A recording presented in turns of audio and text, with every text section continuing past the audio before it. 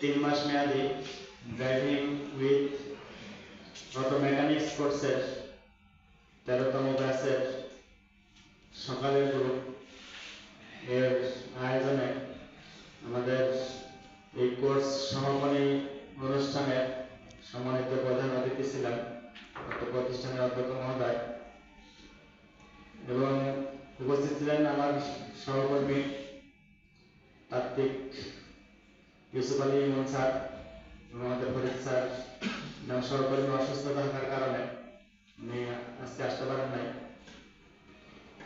শুরুতেই সবার প্রতি রইল আমার শুভেচ্ছা এবং সালাম। আসসালামু আলাইকুম। আমরা আমাদের যে উদ্দেশ্য ছিল 3 মাস driving with auto mechanics course আমরা অক্টোবরের 2 তারিখ থেকে শুরু করছিলাম। অক্টোবর, নভেম্বর এবং ডিসেম্বর 31 তারিখ এই আমাদের এই কোর্সের যে সময় ছিল সেই সময় আজকে শেষ দিন। এই শেষ দিন আপনারা এই সকালের ব্যাচ কর্তৃক যে সুন্দর একটা বিদায় অনুষ্ঠানের আয়োজন করছেন, এই জন্য আপনাদের সবার প্রতি ধন্যবাদ এবং কৃতজ্ঞতা জানাচ্ছি। আসলে বিদায় শব্দটা অনেক কঠিন, সেই কঠিন বিদায়ের জায়গা থেকেও আমাদেরকে অনেক মায়া, অনেক কষ্ট, অনেক ত্যাগ, অনেক ভালোবাসার বিসর্জন দিয়েই আমরা বিদায় দিই। আসলে সেই বিদায়টা আমাদের ক্ষণস্থায়ী বিদায় এবং চিরবিদায়। আমরা একটা কোর্সের সমাপনী, বিদায় এটা আমাদের বলা ঠিক হবে না। যে কোর্সের শেষ করে নতুন একটা জীবনে আমরা প্রবেশ করতে যাচ্ছি। আমরা আমাদের যে কোর্স ছিল driving with auto mechanics course, এই কোর্সে আপনারা অনেকেই কোর্স চলাকালীন সময়ে এখান থেকে একটা কি ড্রাইভিং লাইসেন্স পেয়ে গেছেন, যেটা এই পেপার ড্রাইভিং লাইসেন্স। আবার যাদের বাকি আছে তারা হয়তো এই পেপার লাইসেন্স পেয়ে যাবেন।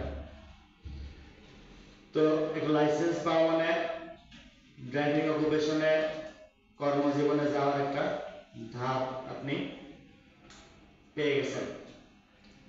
ড্রাইভিং লাইসেন্স ছাড়া কেউ রাস্তায় বা জনসম্মুখে গাড়ি চালানোর অনুমতি পায় না। সেই অনুমতিটা আপনি পাইছেন এবং 3 মাসে আপনি নিজেকে যোগ্যতা অর্জন করছেন, ড্রাইভিং অকুপেশনে জব করার মতো যোগ্যতা অর্জন করছেন। যে যোগ্যতা নিয়ে আমি অনেকবারই বলছি, যোগ্যতাটা কি জিনিসটা না আপনারা হয়তো বলতে পারবেন। যেটা আবার একটু রিলেট করি, যে অকুপেশনে আপনি যথেষ্ট জ্ঞান অর্জন করছেন, যতটুকু জ্ঞান আমরা আমাদের ভিতরে আছে ততটুকু আপনাদেরকে দেওয়ার বা শেয়ার করার চেষ্টা করছি। ওর ভিতরে হয়তো আপনারা অনেকেই আমার চেয়েও বেশি জ্ঞান, এই অকুপেশনাল যে নলেজ সেটা হয়তো আর্ন করতে পারছেন। তারপরে যে বিষয়টা ছিল দক্ষতা অর্জন করা, সেটা আলহামদুলিল্লাহ আপনারা অনেক সুন্দর মতো শিখছেন। বিআরটিতে লাইসেন্সে পাস করা, প্লাস চাকরি ক্ষেত্রেও আপনারা অনেক জায়গায় হয়তো গিয়ে আপনাদের দক্ষতাটা সেটা কি আর হারাবে, যেটুকু শিখছেন সেটুকু থাকবে। তৃতীয় যে বিষয়টা ছিল অ্যাটিটিউড, সেই অ্যাটিটিউডও যে পার্টগুলো ছিল সেগুলো আমরা আপনাদেরকে বোঝানোর চেষ্টা করছি। তো সেই জায়গা থেকে আপনাদেরকে ধন্যবাদ যে 3 মাস খেয়ে না খেয়ে, অনেক সময় আপনাদের যে অভ্যাস ছিল সকাল 10টার সময় ঘুম থেকে ওঠা, সেই অভ্যাসকে ত্যাগ করেও আপনারা কি করছেন 9টার ভিতরে টিটিসিতে এসে পৌঁছাইছেন, যেটা আপনাদের জন্য অনেক কষ্টের একটা বিষয় ছিল। এবং আপনারা হয়তোবা অনেক জায়গায় অনেক পড়াশোনা করে আসছেন, নিজের ইচ্ছা মতো ক্লাসে গেছেন আর আসছেন, সেখানে ধরা বাঁধা কোনো নিয়মের ভিতরে ছিলেন না।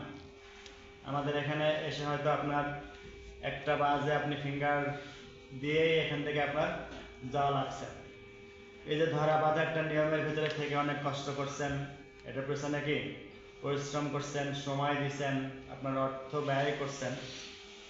শুধু আপনি একাই করেন নাই, এখানে কিন্তু আমরা যারা ছিলাম তারাও চেষ্টা করছি আপনাদেরকে ভালো শেখানোর। আপনারা যারা চেষ্টা করছেন তারা অবশ্যই ভালো শিখছেন। এবং আমাদের এই প্রজেক্টের সফলতা তখনই আসবে যখন আপনি এই অকুপেশনে দেশেই হোক আর বিদেশেই হোক যদি ড্রাইভিংকে পেশা হিসেবে নেন, তাহলে আমাদের কষ্ট, আপনাদের কষ্ট এবং আমাদের প্রজেক্টের যে প্ল্যান পরিকল্পনা সব কিছুই সার্থক হবে। যদি আপনি এই অকুপেশন ছাড়া অন্য কোনো অকুপেশনে চলে যান, সেক্ষেত্রে আমাদের কষ্ট বৃথা। আপনার যে সময়টা এখানে ব্যয় করলেন সেই সময়টার কোনো বেনিফিশিয়ারি হবেন না। হবেন যদি অন্য কোনো পেশায় যদি চলে যান, সেখানে গিয়েও আপনার শিখতে হবে বা সেখানে আপনার সময় দেওয়া লাগবে। যে সময়টা এখানে 3 মাস দিলেন, যে অর্থ ব্যয় করলেন, সরকার যে অর্থ ব্যয় করলো, সবগুলোই কি হবে? জলে যাবে, বৃথা হবে। সেই জায়গা থেকে আমরা আশা করি আপনারা যে শিক্ষাটা গ্রহণ করছেন, যে যোগ্যতাটা তৈরি করছেন, সেটা নিয়ে দেশেই হোক আর বিদেশেই হোক এই সেক্টরে কর্মজীবন শুরু করেন। এই সেক্টরে কাজের অভাব নেই। আপনাদেরকে প্রথম থেকে বলছিলাম যে আমাদের তো সেই স্মার্ট যে বিষয়টা বলছিলাম সেটা হচ্ছে নিজের জীবনকে মূল্যায়ন করা, নিজের জীবনকে নিয়ে কি করা? প্ল্যান পরিকল্পনা করা। আমি আজকে থেকে 5 বছরে কোন জায়গায় পৌঁছাবো সেরকম একটা কি টার্গেট নাও। আমি যে অকুপেশনে আছি সেই অকুপেশনাল যত প্রকার এক্সপিরিয়েন্স দরকার আমাকে কি সেটা মেকআপ করা, সেটা আর্ন করা। সেই অকুপেশনে যথেষ্ট কি জ্ঞান অর্জন করা, মা বাবার কে শ্রদ্ধা করা, তাদেরকে সম্মান করা, ছোট বড় ভাই বোনদেরকে স্নেহ করা, ভালোবাসা, শ্রদ্ধা করা।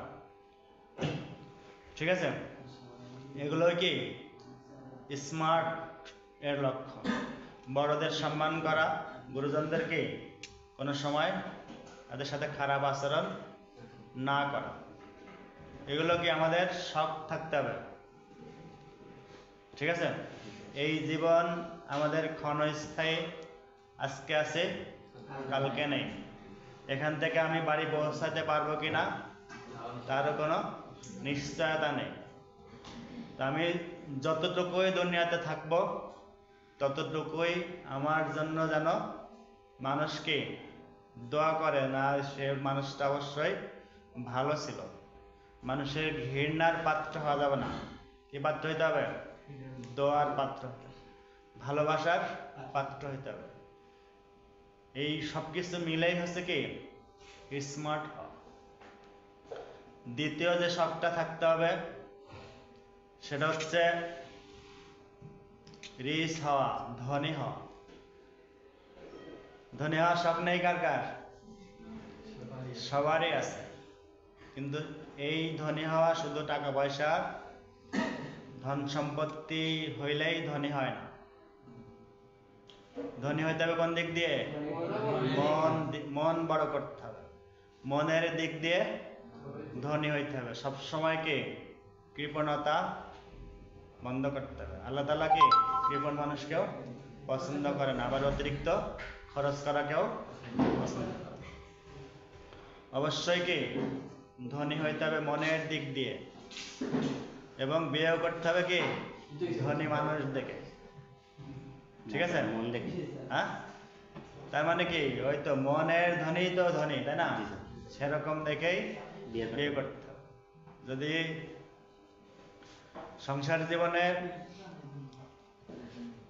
শান্তি এবং অশান্তির একটা বিষয় আছে।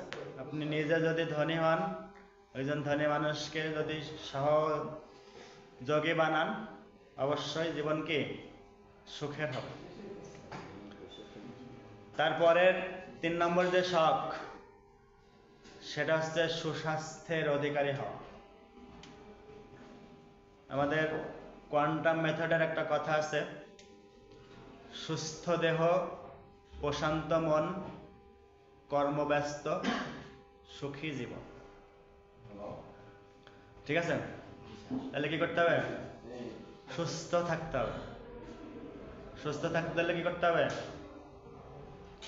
সবসময় ঝুঁকিপূর্ণ কাজ করতে হবে সাবধানে। যদি আমাদের কোনো ঝুঁকির কাজ করতে হয়, সাবধানে করব। আমি আমার দ্বারায় আমার নিজের কোনো ক্ষতি হবে না, প্লাস অন্যের কোনো ক্ষতি হবে না। এবং কাজ করতে হবে নিজের শরীরের উপরে কি যত্ন নিয়ে। আমার দিনাজপুর টিটিসির একজন স্টুডেন্ট ছিল, উনি মাস্টার্স শেষ করে বাড়ি বেকার বসেছিল। গত 2000 কয় সালে, ওই 16-17 দিকে, 17-18 দিকে মনে হয়, ও আমার একটা ফেসবুকে সার্কুলার দেখেই দুবাই যাওয়ার ইচ্ছা পোষণ করছে। দুবাই ট্যাক্সি কর্পোরেশনে ড্রাইভার পদ। ঠিক আছে? তো আমি বাড়ি ছিলাম, গত সপ্তাহে ফোন দিছে যে বিস্তারিত ডিউটির কার কতক্ষণ, কি বৃত্তান্ত, কেমন আয় ইনকাম, সেগুলো নিয়েই কথা হচ্ছিল। তোর বয়স প্রায় 36, এখনো বিয়ে করেনি। তো তারে দেখলে মনে হয় যে 26 বছর কি 27 বছর এরকম বয়স। তো সে কথা বলতেছে যে স্যার আমি কাজ করি না এমন না, কিন্তু আমি শরীরকে প্রেশার দেই না। সবার থেকে যে কম ইনকাম করি সেটাও না। ঠিক আছে? সে কিছু টেকনিক অবলম্বন করে, শরীরে বেশি পরিশ্রম হবে না, শরীরকে বাঁচিয়ে রেখেও কাজ করবে, প্লাস সবার থেকে ইনকাম বেশি হবে। এমন লোক আছে রাত দিন 24 ঘন্টা কাজ করে, কিন্তু তাদের মাস শেষে দেখা যাচ্ছে আমার চেয়ে কম ইনকাম। কিন্তু আমি এত বেশি পরিশ্রম করি না, তারপরও আমি কি টেকনিকে করি, তাদের চেয়ে আমার বেশি ইনকাম। সে বলতেছে 5 বছরে প্রায় 39 লাখ টাকা দুবাই ট্যাক্সি কর্পোরেশনে চাকরি করে জমাইছে।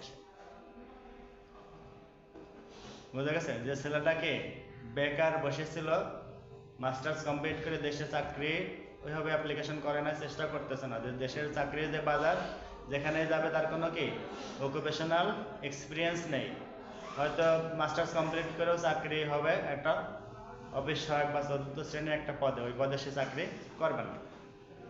এজন্য বিদেশে গিয়ে ড্রাইভিং পোস্টে 5 বছরে যদি সে দুবাইয়ের মতো জায়গায় মাত্র 3.5 লাখ টাকা কি 3,20,30,000 টাকা খরচ করে গিয়ে যদি 5 বছরে 39 লাখ টাকা তার জমা থাকে, এবং সে বলতেছে আমি সুস্থ আছি, ভালো আছি, এবং সবার থেকে কি ভালো আছে, তাহলে কি করতে হবে?